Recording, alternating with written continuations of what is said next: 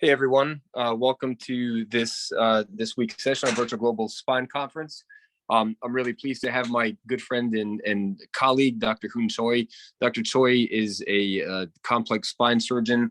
He's currently at the Cleveland Clinic in Florida. He did his residency training with me at Upstate University in Syracuse, New York, and then went on to do a spine fellowship at the Medical College of Wisconsin in Milwaukee, and subsequently was on faculty there for several years before taking his new position. So he'll be talking to us this evening about robotic spine surgery and the vast array of applications. Thanks for being here, Hoon.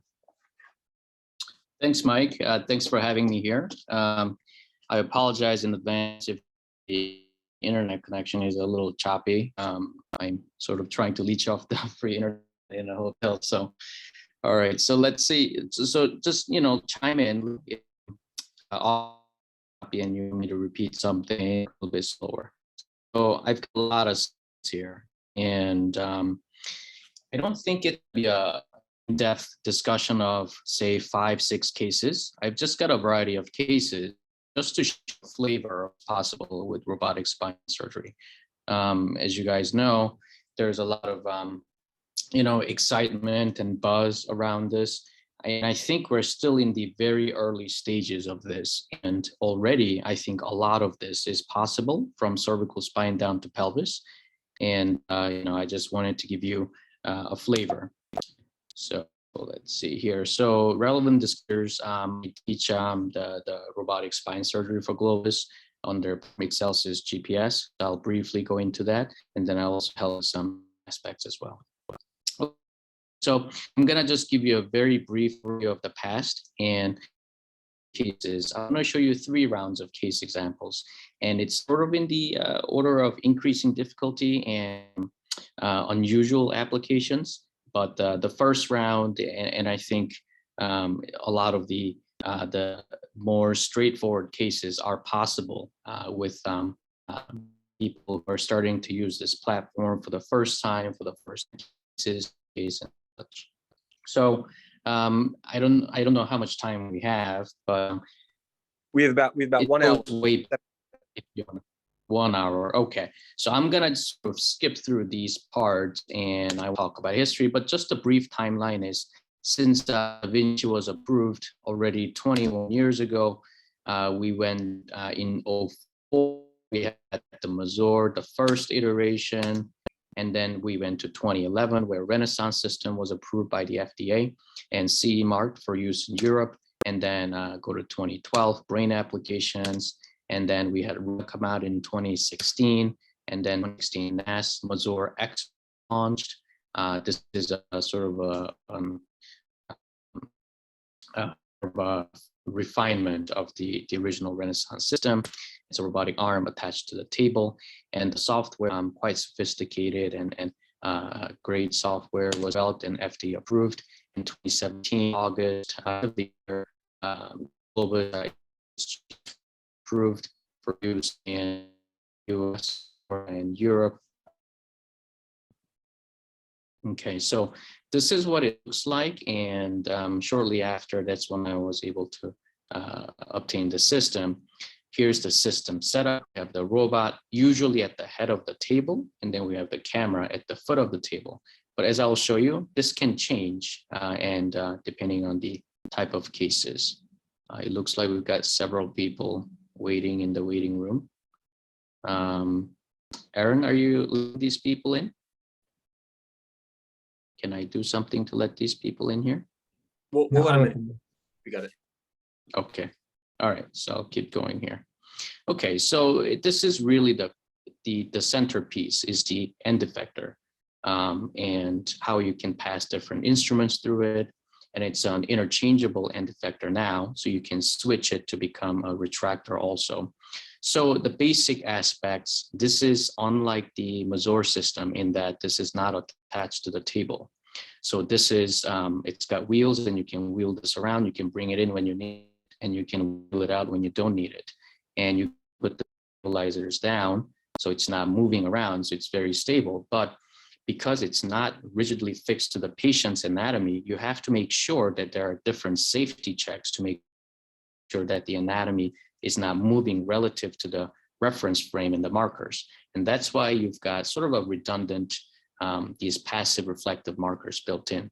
There are different terms that are used by the company, DRB, which is dynamic reference base. It's basically a frame holding the reflective, the silver balls, and that's tracked by the NDI camera system. And there's a separate marker, which is usually attached to a different anatomy, but within the same field of view, to make sure that you're not moving things around. So it's sort of a safety check there. And then you can navigate the instruments, which means that it opens up the possibility for freehand navigated things, because everything is maybe appropriate for robotic assisted insertion of the instrumentation. So you can easily switch between freehand and robotic assisted techniques. And this was built and designed from the ground up to incorporate the navigation system along with the robotics. So, and here, this is unique to the system where you have the deflection sensing technology to see if you're skiving, because if you're putting in an instrumentation which is not perpendicular to the bony anatomy, things can slip. And that's very important to know. So, and oftentimes, you're doing MIS and you may not necessarily see the bony landmarks to tell you this. So it's important and something that you can also use to your advantage. This is what the touch screen looks like. This is how you interact with the robot. And there's also a foot pedal that you can operate and release the locking mechanism. And you can move the robot through releasing a clutch, which is on the end effector as well. And there are three main workflows of using the robot. The most common one is probably the preoperative CT. So you have a preoperative CT in the specific protocol, which is basically a millimeter slice, and you have zero gantry, and you merge this with intraoperative X-ray. In cases with unstable anatomy or the pre-op CT is not adequate, like in trauma cases, you can do intraoperative CT. So the intraoperative CT, technically speaking, say Medtronic O-arm is not really a CT, but this is the most common platform, imaging modality platform that's used for this workflow. And fluoroscopy is a 2D view where it gives you the coronal and the lateral, AP and lateral, and you can navigate off of that too. Usually it's sort of a backup way if everything else fails, which is very uncommon. So 2018 Mazor X Stealth Edition was approved. So they merged the navigation, the stealth navigation platform, and now you can put in the screws through the robot, and K-wire is not necessary, whereas before it was necessary to place the instrumentation, and that's what it looks like here. And then also 2019 BrainLab Circ was approved. This is not really an automated system. You have to manually release the clutch, and then you have to move it around and get it to the desired position while looking at the screen, and then you release it and you leave it there. So, this field is, it's moving fast. So as you saw, all these things are very recent, and there are more things in the pipeline. So the spine robot, in my experience, I've used it for degen cases, trauma, tumor, deformity, and post-infection cases, anatomy, cervical, thoracic, lumbar, sacral, and pelvic. An approach can be open, hybrid, and MIS, but as I'll talk about, in my journey, it drove me to become more and more minimally invasive in my surgeries. And positioning-wise, prone is the most common, but this can be used in lateral position as well, and I'll show you how that was done. And the patient population, adults and pediatric also. Okay, so the initial decision making. So this robot is for putting in instrumentation. So if there's fusion that's indicated, I would use the robot. And initially, if there was a revision that needed to be done, then I would lean towards more open or hybrid with the robot. But now I've switched it to mostly all MIS. And robot has been very helpful in my journey into the MIS land. Okay, so there's lots of cases I wanted to show you, and I sort of put together a bunch of cases here, and I didn't.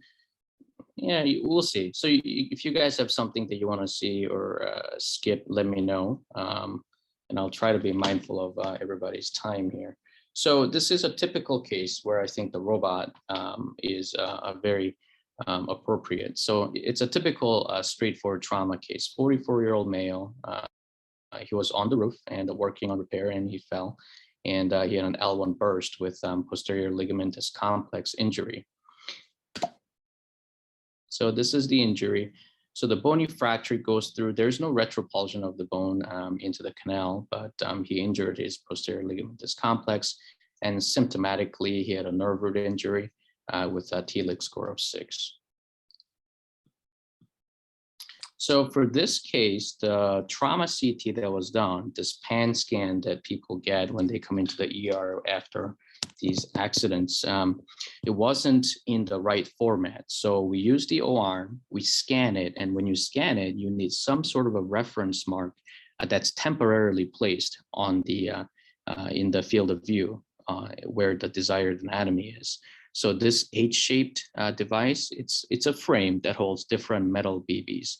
And you mount it temporarily, and then you do a spin, and you do first a snapshot APN lateral to make sure the frame is in the right place, and then you do a full spin, and then you take the frame off. And that's what it looks like. And here you can see that we've got a small midline incision, spinous process clamp, and then we have what's called the DRB, the dynamic reference frame, which is the X-shaped here device holding the passive markers.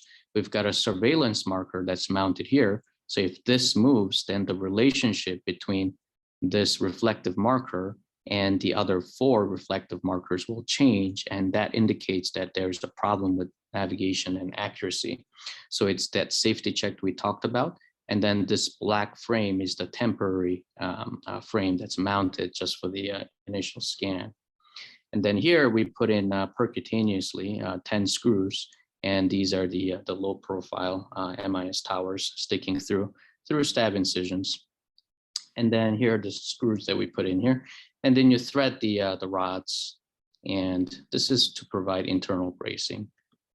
So are all of your pre-surgical planning on the robot beforehand as well? So this is all completely pre-planned, correct?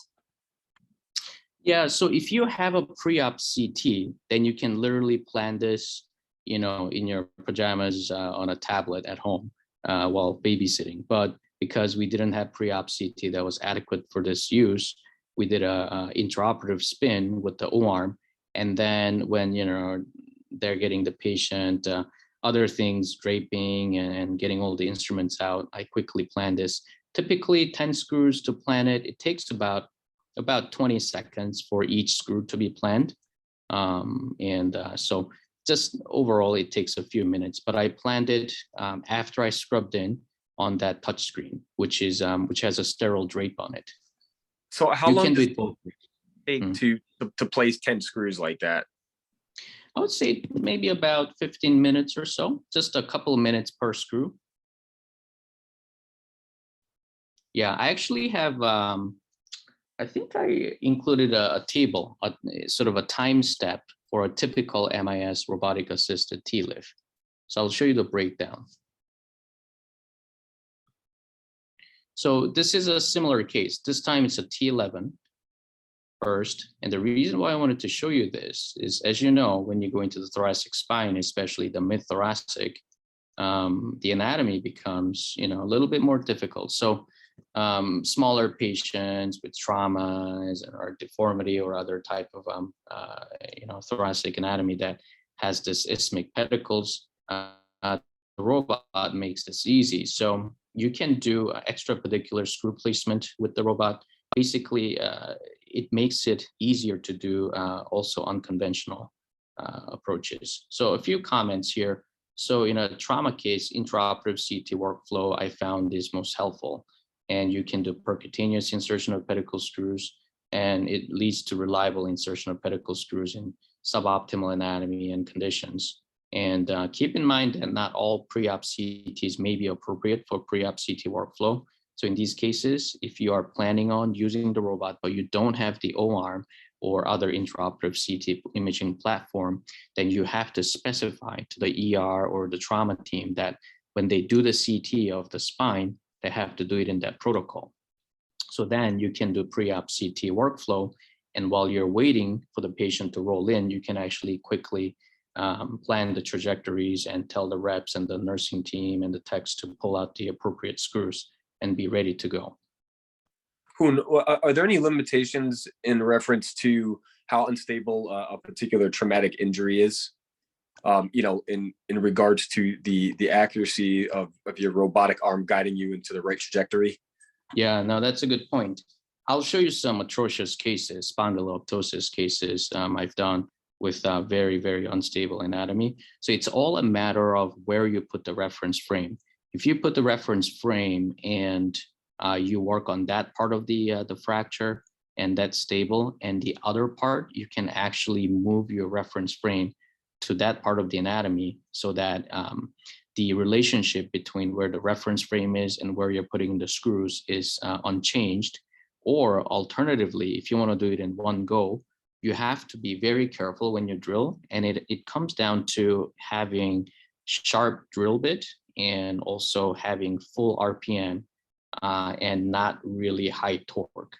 So there's a couple of different choices when it comes to what powers the drill, what kind of drill bit you have. And you have to be mindful when you also plan the trajectory that you're as perpendicular as possible. And when you then drill through the cortical bone, you have to let the drill work, and you can't lean on the patient, push too hard, or in some cases disturb the anatomy. So you have to be very careful. But in my experience, even in the most unstable anatomy, it's been fine. I haven't really had any issues. Okay, so in a similar trauma case, in even pediatric population, you can use the robot for this purpose. So this was a 13-year-old boy with T11-12 injury, 3-column injury here. You've got fractured dislocation bilaterally, and the fracture that went all the way through the posterior elements with epidural hematoma and distraction here. So we used a robot, same strategy with the intraoperative CT workflow with the O-arm.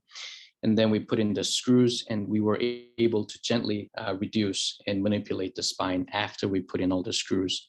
And when you do MIS cases, you can do percutaneous insertion of the screws with the MIS towers, but you can also use now with different types of screws coming out, you can do modular screws. So you can do a single midline incision, you can do transfascial, you can put in the modular screws, and then you can do the decompression, still using the robot as a navigation tool that tells you exactly where you are as you go around the spinal cord in unstable anatomy. And then when you reduce, you can pop the reduction heads or different towers, and you can do the manipulation, and then you can take x-rays to make sure you're fully reduced. So there's different technologies you can use. So you don't really have to change your workflow. The robot is quite complementary to your usual workflow. So it fits into whatever style you want to work in, whether it's just freehand navigation, whether it's robotic assisted screw insertion, whether it's MIS or open or hybrid. So we're 3 years out from this case, and he's done very well and went back to school playing basketball, started a robotics team competitively, and instrumentation was removed after he healed up. So, so similar case as the adult one, intraoperative CT workflow for trauma, and the trauma CT may not be appropriate for pre-op CT workflow. So you have to be very mindful of that, because if you don't have the O-arm, you roll the patient in, and the pre-op CT is not appropriate, and you're having trouble merging, you may have to use that fluoroscopic, the backup plan, but it's not ideal. So you have to keep that in mind. And the especially with kids and the smaller anatomy, as you know, when you do this, you have to watch the anatomy, because as it moves, whether it's the breathing artifact, you may have to reduce the tidal volume, you may have to do the breathing arrest, or temporary chemical paralysis in some cases too. Hoon, if I could just interject quickly, we do have an expert neuroradiologist who's on the panel with us tonight. So if you have any other cases, she could certainly go over some of the the radiographic reading of it. Oh, fantastic. Okay. Her name is Dr. Wendy Gibbs. She's from Mayo Clinic in Arizona. Okay. Nice to meet you, Dr. Gibbs.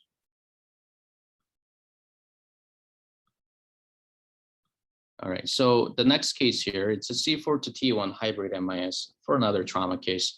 So 30-year-old female in a rollover MVC with a C5-6 facet fracture dislocation and a distraction bilaterally here.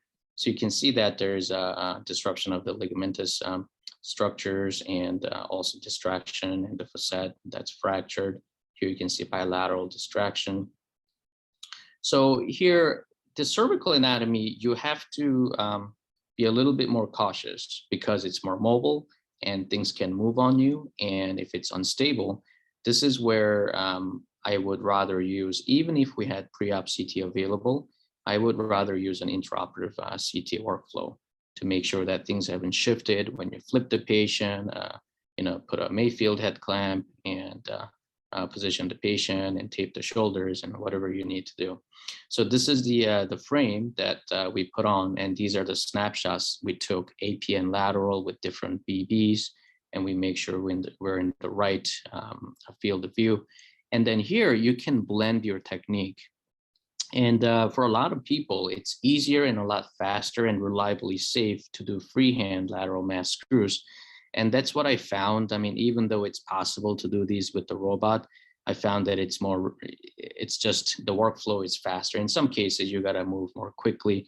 So you can do that and you can blend it with percutaneous robotic assisted MIS screw insertion. So here, I wanted to make sure that we had a robust caudal anchor for this instrumentation. So we were able to do T1 pedicle screws, but percutaneously because it's a young woman who cares about cosmetic appearance, and I didn't want to do a big midline incision that went all the way down the thoracic spine. And so we were able to do this and incorporate it into our incision, and I'll show you. But here, I also like to, just the basic principles are the same. I check for breach, I use a ball tip probe, and then the incision can be minimized for cases like this, where you can do your typical midline incision and go through the avascular anatomy when you do your subperiosteal dissection, and you can decorticate and put down fusion masses, but you don't have to really extend the incision all the way down. You can combine this with your MIS robotic technique to improve cosmesis. So cervical anatomy must be respected because when you're using navigation, and this goes for all navigation platforms, not just the robotic platforms, because it's like a suspended bridge, right? So your head is in a clamp, and then your chest pad is holding up your thoracic anatomy. Now the cervical spine is suspended in between. So in these cases, I like to put, whether you call it a surveillance marker or some sort of a reflective passive marker on the cervical spine. So when it moves, you can see the relationship is changing, or if something is wrong, then you can be alerted. Whereas if you had all the markers in immobile anatomy, then you may be fooled. And you also have to, in these cases, double check. If you have some opening and you can see the anatomy, just double check, take a look in there and make sure what the robot and navigation is telling you is really what it is. And also you have to be very gentle. You can't push too hard, and let the drill work for you, and check for breach and study the bony, but also vascular anatomy when you do these cases beforehand. So Hoon, you're still getting complete tactile feedback with every instrument that you place, correct? Absolutely. So that's very important because you're watching the force meter on the screen that tells you if you're pushing too hard, if the reflective markers are moving, but also you're fine-tuned to your fingertips to see if it feels like you're still in the cancellous bone when you use a pedicle probe or something, that it's going in naturally, and you can feel the difference between cortical bone and cancellous bone, and all that tactile feedback that you develop over your training and over your practice, it still carries on. So this is technically not it's not an autonomous robot. You're still doing the surgery. This is just giving you the trajectories and holding the trajectory for you and holding the instrument for you, so you can actually focus on feeling that sort of the fine small changes in tactile feedback, not the gross movement when you're just holding the instrument, for example, a heavy long instrument for MIS. So you're absolutely right. You're still listening to that tactile feedback. Okay, so this is a typical case. It's a bread and butter case, and I think it's a perfect marriage of MIS and robotic assistance.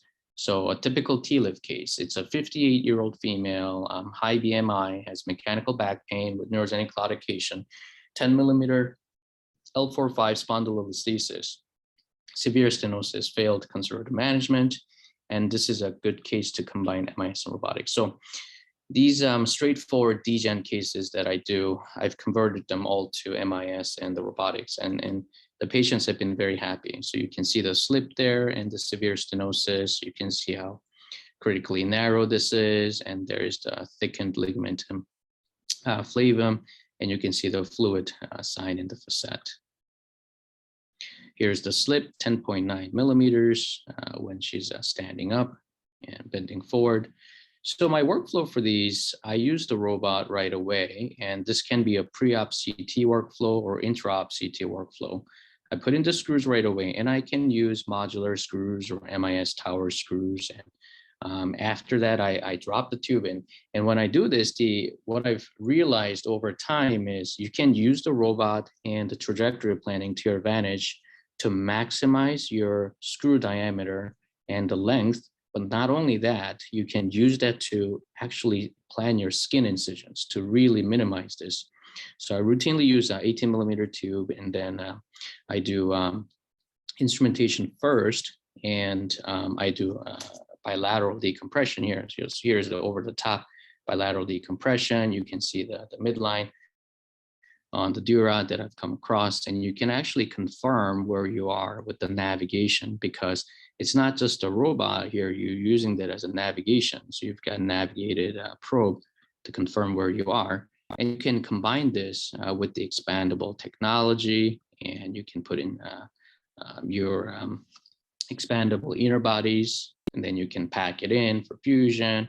And this is what the typical surgery looks like here. So small incisions, and here the incisions were strategically placed and with the robot when you plan the trajectories.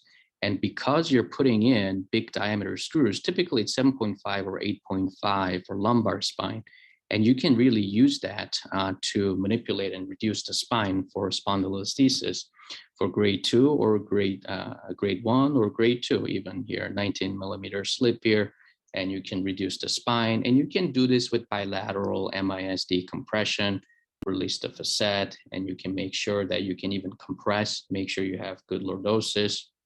And the incision is typically 1 inch. And so what I've discovered is that MIS and robotics are complementary. So NAV plus robotics allows for large diameter pedicle screws. Most common size for me is 7.5 to 8.5 in the lumbar spine. And it's more biomechanically robust instrumentation. And you can do reduction.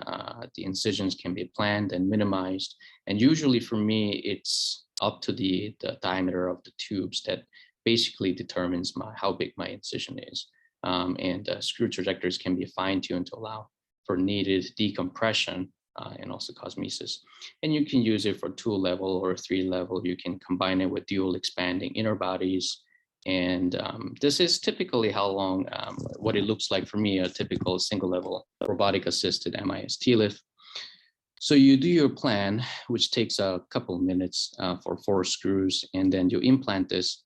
And here you do this with a trainee or assistant, and you're watching closely, and you make sure everything is fine. And you can do a spin to confirm where your screws are if you want to. This is not necessary. And you can do the decompression, and you can do the discectomy, cage, and rods.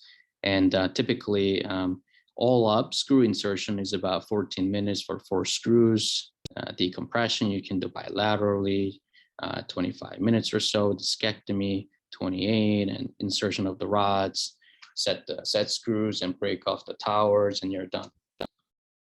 So I had my sorry, Hoon, I just want to ask before you move on to the next case, are there any applications with cage insertion yet as far as doing laterals or prone laterals or anything kind of along those lines? Yeah, actually. So there's when you purchase the systems, there's different software packages. So there's the inner body solution, which lets you navigate the inner bodies. So yes, you're not putting it with the robot, you're navigating it as you put it in. And you can change the end effector. So you can ask you can have the robot hold the retractor for you, essentially.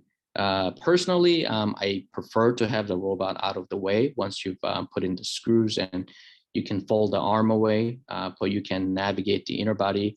And that goes for single position lateral and prone lateral also.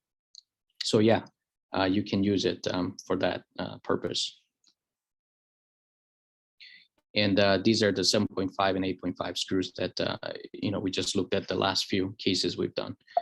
And then the length of stay, as you know, the MIS TLIF and robotic assisted MIS TLIF has been very, very good for length of stay. During the pandemic, the bubble, it basically shows the spread, and that line is 23 hours. So all the cases have essentially gone in 23 hours.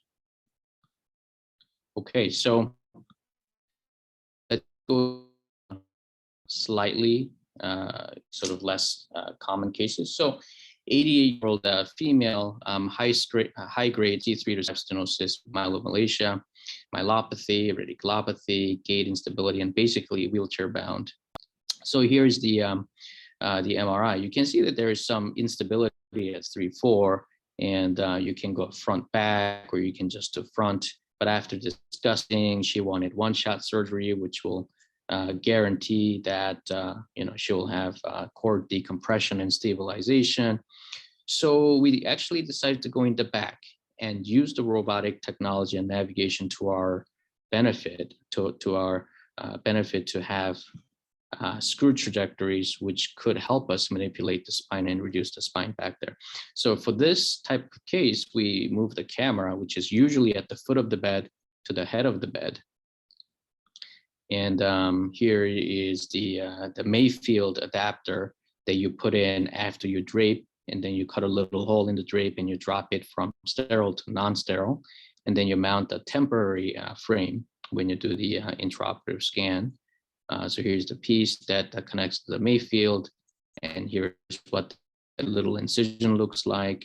And as you know, with these sort of older ladies and with not too much paraspinal musculature, it's actually not that painful to do these if you stay in the avascular plane, keep the incision small. And we do these screws, and you can do this with the freehand navigated, and you can actually strategically place the screws where you're taking advantage of the cortical anatomy. And you can even use that to reduce the spine and do your decompressive work and be in and out with the small incision in the middle.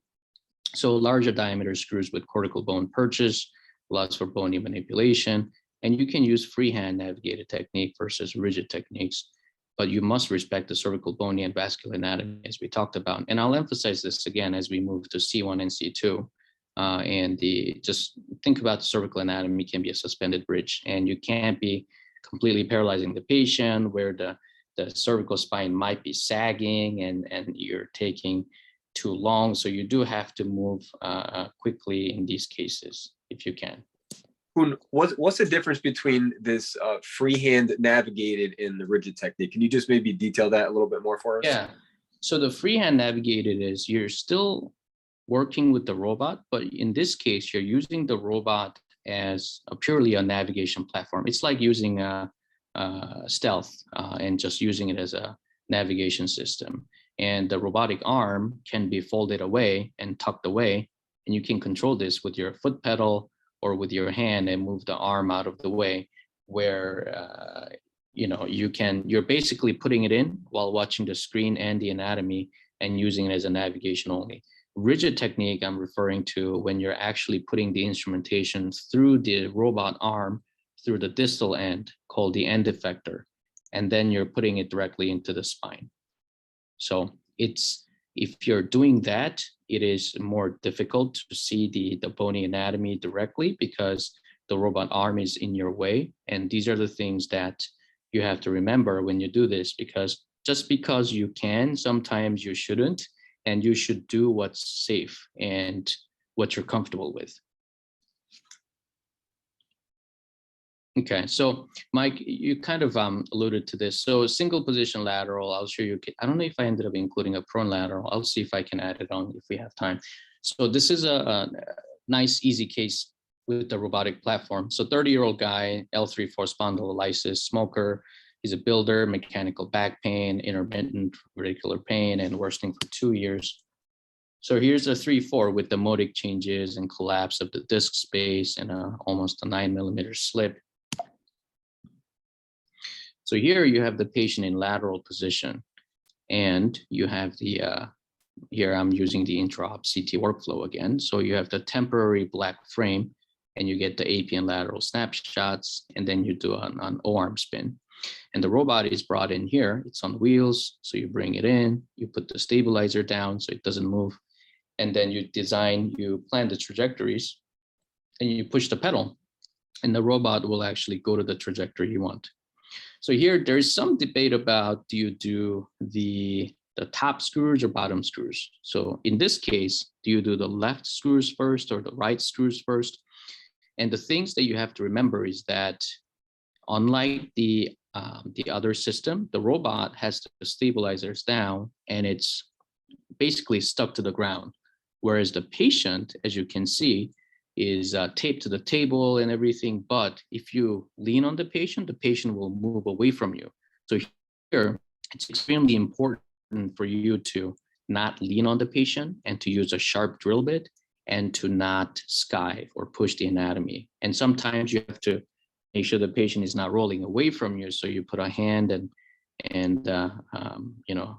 it's not running away from you. But you can see that there's a reference frame and the surveillance marker monitoring where the anatomy is. So if the patient is rolling away from you, away from the robot and the surgeon, that will be reflected on the navigation screen. So here, the other nice thing is you can actually sit down when you do this. So it's nice and easy. So the cage insertion here, you can do this with the robot, but as a navigation platform, not through the robot. You can have the robot hold the retractor for you for trans-psoas or anti-psoas, but the navigation is helping you navigate the inner body as you put it in. So you can stand dorsal to the patient or ventral to the patient, whatever your preference is, trans-psoas or anti-psoas. And this is what it looks like. So you can, if you have 2 people operating, you can actually multitask. You can do the screws dorsally. Somebody can be using the navigation aspect of the robot to plan the incision for the lateral aspect, whether you want to call it D-lift, X-lift, or O-lift. And you can do that, and you can navigate these cages. And in some cases, you can even combine the expandable technology, and you can do this in one sitting. And it's a relatively straightforward case. The main thing you have to worry about here is that not to lean on the patient. And if you have somebody on a system who's not used to this and is leaning on the patient, or some surgeons who are maybe a little bit larger and you have the abdomen resting on the patient and you can roll the patient away. So you have to be very paranoid in some cases because you don't want to be off. And this will be reflected on the screen. If the patient is rolling away from you, you will see that. And use sharp tools and light touch. That's what I say. And so far, it's served me well. And the navigation is used to minimize X-ray radiation here. And one of the aspects that I didn't like when I was first learning how to do laterals was, a lot of people, I wear lead and you're in there, you're taking shot. And I really hated that because you're exposed. And if you're doing this, you basically don't really take any shots. Maybe the last 2 final, because you're navigating it to plan the incision. When you get to the psoas muscle, you can use your navigated probe, you know where you are. And then you put in the inner body that's navigated, you put it in, and then you can do final x-rays. So you don't really have to wear lead when you do lateral cases, which was really very attractive to me. Okay. Hoon, can I ask? Mm-hmm. You had mentioned that you could use the robotic arm to your advantage to retract the psoas. Can you Can you explain to us how that works? Yeah, I wish I had a picture here. So there is a relatively newer package that came out. So it's the retractors. It's sort of like a typical lateral retractor. You know, you can open it up, you can tow it in, and instead of the retractor being attached to the table, like the table mount and the clamp, this is actually attached to the robotic arm. So if you remember, the robotic arm had an end effector through which you were putting in screws. So that is actually detachable. So you take that off, and then you put on this retractor arm.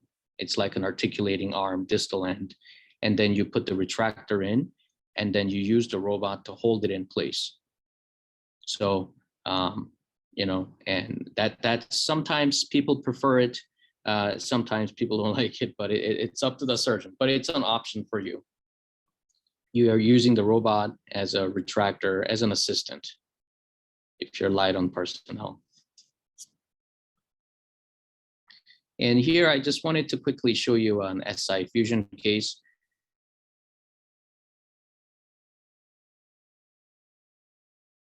Very well for SI fusion.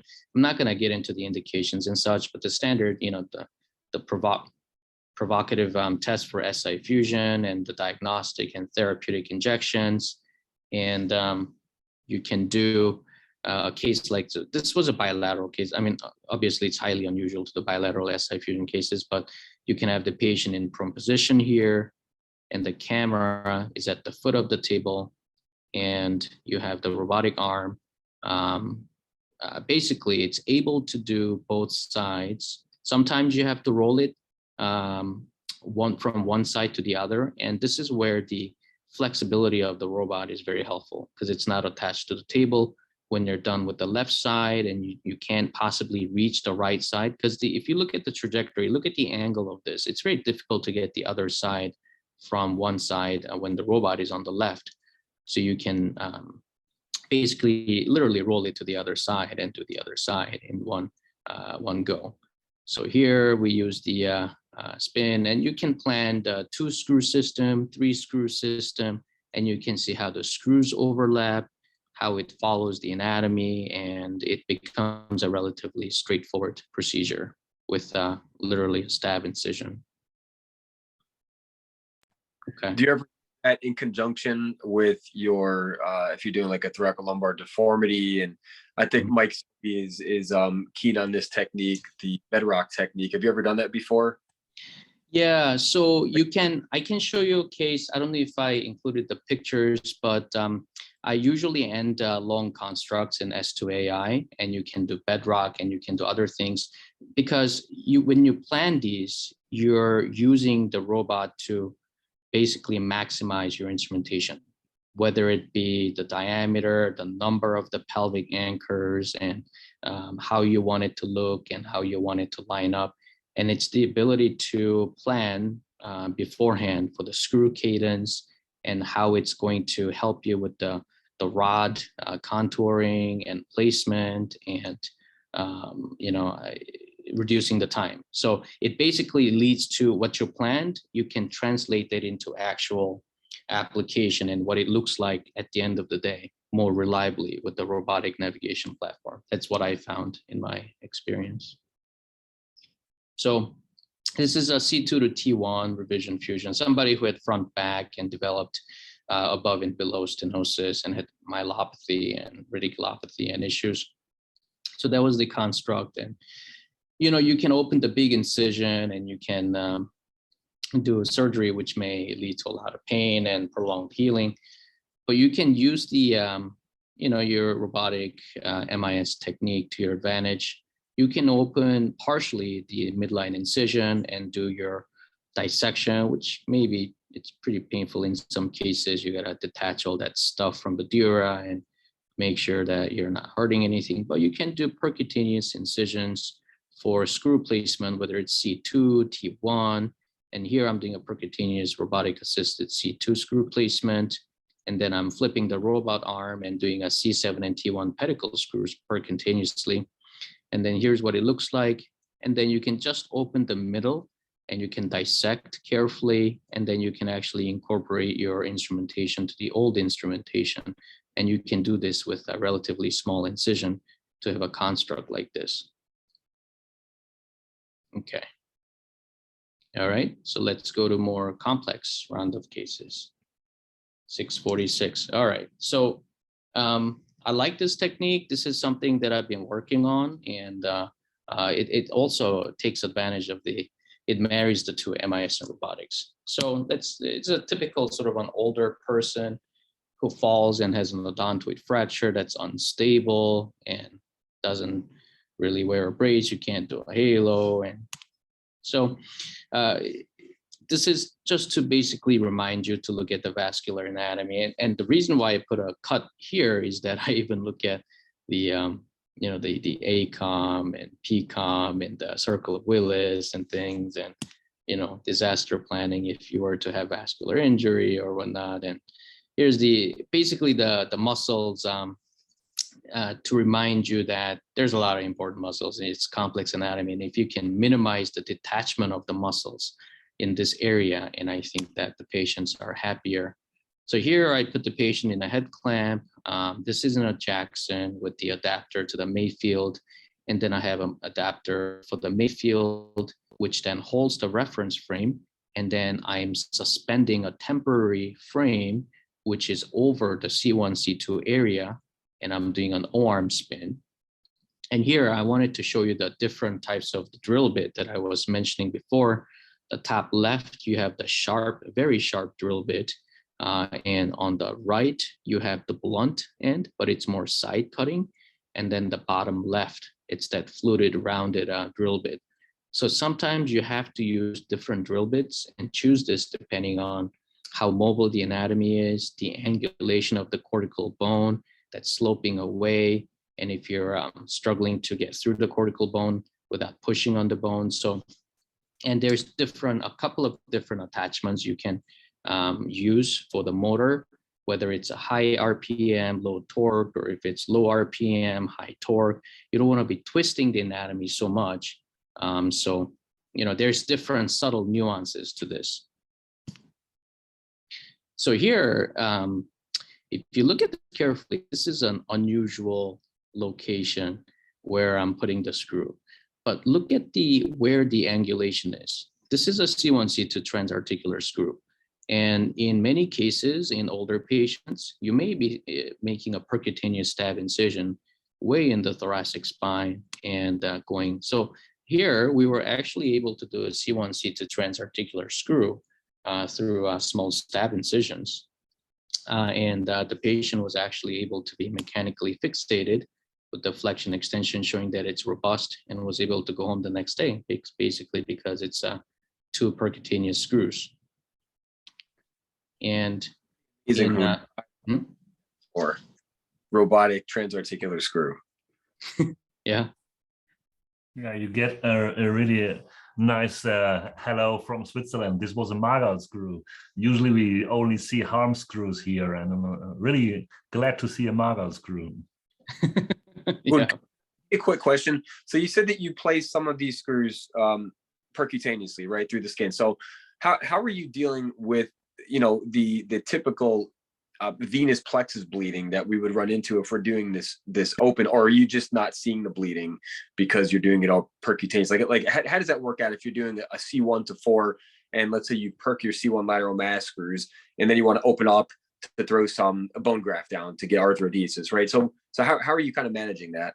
Yeah, no, this is a good question. So C1, C2, I'm still studying this, but there's 2 techniques that I've developed. One is you can do a 1-inch incision.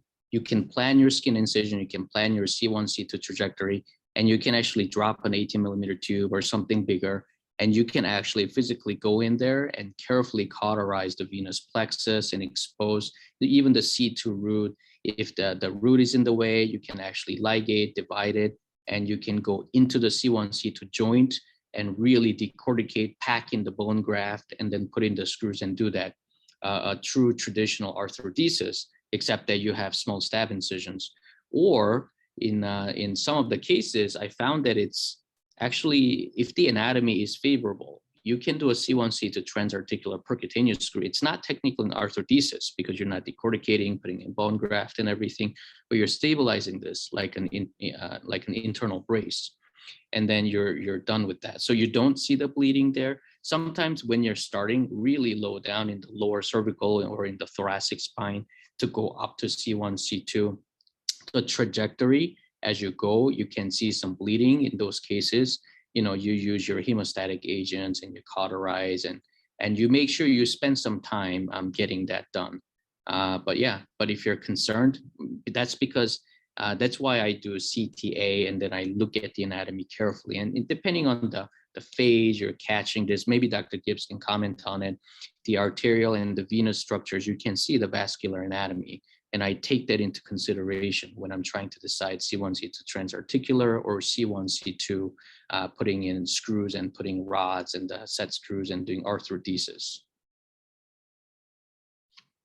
So this will maybe help you. So here, this is another C2, so odontoid fracture. You can see that there is the vascular anatomy as the vertebral sort of loops around, and it tells you what you need to do. And so when I do MIS, C1, C2, you know, you have to be on high alert. It's not only the venous plexus, which typically bleeds, and you have to get good control of it, but I use this instrument that I borrow from my skull-based colleagues, which is on ultrasound. So it's a transnasal skull-based ultrasound. So I use that to basically know, so it's a Doppler, right? And then I use that to find the vertebral artery. So I know where it is, and you can actually move that away or dissect, or you know exactly where it is, so you don't try to go there. And you can use different instruments if you have to divide the C2 nerve root, and you can do that. And this is what it looks like when you're working through the tube at C1, C2. So this is on the right side of the patient. You can see the C1 lamina there, and I'm basically working between C1 and C2. And here you can see the nerve root there. You can see the dura. And in some cases where I've seen C2 neuralgia patients, where you can use the same MIS technique with the navigation to do neurectomy or neurolysis. So here I've decorticated between C1 and C2 in the joint. I think here after I put a tap in there, C1 screw trajectory is there. You can put in the screw, C1 and C2 through the tube, and you're done with 1-inch incisions. So that's what that looks like, and discharged in 23 hours. I wonder if I have, I think I cut a lot of the pictures out, but does that answer your question, Mike? Yeah, so this absolutely. is more traditional, yeah. Okay, and you can really fine tune these. And the C2, you know, there's so many different trajectories where you can put in C2 screws. You can do translaminar, and there's so many different choices. But for me, when I do this, I not only just look at the bony purchase, cortical purchase and everything, but how can I minimize the incision and the disruption to the muscular anatomy and the bony anatomy, so the skin incision. So the C2 screw, you can use the robot in planning, and you can exactly execute what you were planning to do. All right, 5 minutes left. Okay, so I'm not going to go into deformity talk. Dr. Stevens last week did an excellent job with and I don't know if Choi's on, and there's a lot of experts, but you can use this for essentially class 1, class 2, class 3, class 4 deformity cases in adult spinal deformity algorithm. So let's see, this is a class 3. So the patient previously had L3 to L5 MIS T-lift, flat back PILL mismatch. So I did a mini open A-lift, and then I did L1 to L3 lateral using the robot and navigation. And then I did T10 to pelvis. So the last screw was S2AI and a bunch of PCOs. So here, so you can use it. Is the reason why I wanted to show you is you can use the robot, whether you want to do open, MIS, or hybrid, lateral, posterior. It doesn't, in my experience, this platform has been helpful because you can bring it in if you want to, you can roll it out if you don't need it, if it's getting in the way. So it's very versatile. Now for class 4, in a patient who had a bunch of surgeries in the past that actually needs 3-column work. And you can see that previous instrumentation has some breaches here and there. So, you think about what needs to be done here. Some of the measurements here, PIL mismatch was 40 degrees. And, this is basically a kyphotic lumbar spine. And here I chose to do an ALIF, bias some lordosis there. And then I thought about doing, consider different levels for PSO. In this case, this was a Rusley 4 with a PI of 71, very high, with a longer lordotic segment. So in order to restore this person back to where she should be, it was going to be either L3 or L2. And when I looked at the anatomy, L2 was more kyphotic locally. So then I chose to do a PSO there. And where I used the robot to my advantage was I was able to put in these screws, basically percutaneously, and you can line up where the rods would go. And when you do the actual 3-column bony work, you can use the navigation part of the robot to show you exactly where you have to cut, how much you have to cut, how deep you are. And when you do that part where you go across ventral to the dura and you're trying to, get that piece of bone out of the way, it can help you, where you are exactly, how far across you are. You go to the other side and you put it in, and how far across you've come. And when you do a 4-rod construct, you want to think about where the rods would go. And if you're doing, kickstand and other things, I like to sort of conceptually visualize where everything is going to go and what the end result would look like. You don't want it to be a surprise at the end of the day. You're trying to contour the rods and be done, and you're struggling. So it helps me personally in terms of planning everything and doing this, so it's nice and neat and in the end. So in this case, we were able to plan how many degrees of lordosis, and in say the Medtronic platform with the Metacrea and the patient-specific rods you can design beforehand. It's really bringing together this power of the robotics, which gives you the ability, the high correlation between what you planned and what it looks like at the end of the day. And you can use that to prepare beforehand what kind of screws you're going to need. So you're not, opening so many different trays, and what kind of rods you're going to need. So you can have them pre-contoured and ready to go. So it sort of saves you time and aggravation in the OR at the end of the day when everybody just wants to be done. So you can design, what your correction is going to be like. You can make things line up better, and where different the double-headed heads are going to go, where the additional rods are going to go. So for me, this, I think I ended up doing open partially, and then I did some perk screws, and the rostral end, I tried to, not disrupt the facade. Before that, you're trying to avoid PJK and be careful, and you can do MIS to try and avoid that, and robot can be a big help. So here's a correction that we did.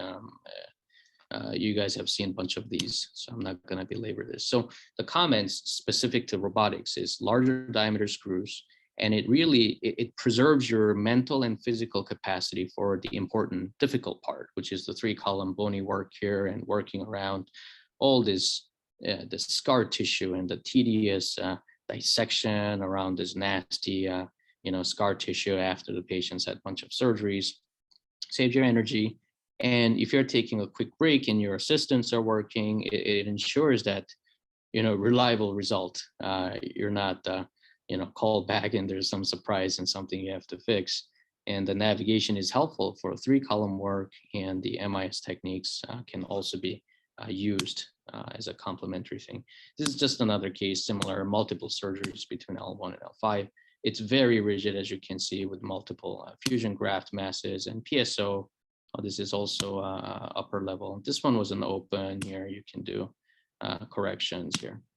So anyway, this was an interesting case. This is a slide, I guess, people do in summer and teenage girl who basically broke into this place at night and jumped on this and went flying over the fence and had this nasty burst fracture with a lot of bony retropulsion.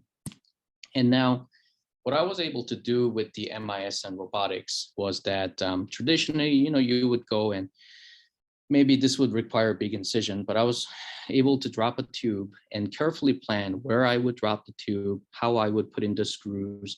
And when you're putting the screws, I didn't want to do a long construct. I wanted to do a short construct, but have maximum biomechanical stability by maximizing the length, the diameter, and most importantly, in these cases, by putting in screws at the index level. So at L5, I wanted screws, which gives you a biomechanical advantage, and do this through MIS. So we were able to do that, work through the tube, and put in the screws, large diameter, and just do 6 screws and be done. So the nav and robotics combo for MIS were both robust instrumentation and decompression around unstable anatomy. These are some. Yeah. Hey, I think we're getting to the top of the hour, so we should probably close really soon. These are absolutely spectacular cases. I mean, you're pushing the envelope for robotics more than anyone that I've ever really seen, to be honest with you. So I think these are awesome cases. I think you echo what a lot of people have said before in the past about navigation and robotics, that it really allows you to kind of preserve yourself for the key moments of the case, the osteotomies, the decompression, things along those lines. So I wanted to open up the forum quickly, just see if anyone else has any other questions before we have to close up at the top of the hour. Okay. Let me look through chats. It looks like someone was asking in the chat box if you decompressed the last case. Yes. So let me show you. So this was after decompression. So you can see on the left, there is the huge chunk of bone there. And then this is dropping the tube and being able to retrieve that while still preserving the vertebral body that was semi-intact, but crushed, but out of the canal. So yes, we were able to do decompression. Oh, so you just dropped the tube laterally, through your perc incision basically, and then you just reached around and decompressed. Is that correct? Yeah, exactly. I mean, it wasn't easy, but I was able to drop a tube on the left, drop a tube on the right. And that's the power of this. When you pre-plan everything, I knew exactly where I would drop the tube and where I would put in the screws. And combining this with the modular screws, I was able to put in the screws first and then work around the screws, modular screws, because you don't have the heads, and navigate, move around an 18mm tube and really go around the dura and work ventrally and pull out these bony fragments from the left, from the right, and I was able to clean out the whole canal. That's spectacular, Hoon. Hoon, thanks again for doing this. I think you really opened up our eyes to the wide array of applications for robotics. Alex, I think you are hosting next week. Do you want to give us a little bit of insight into what will be in store for?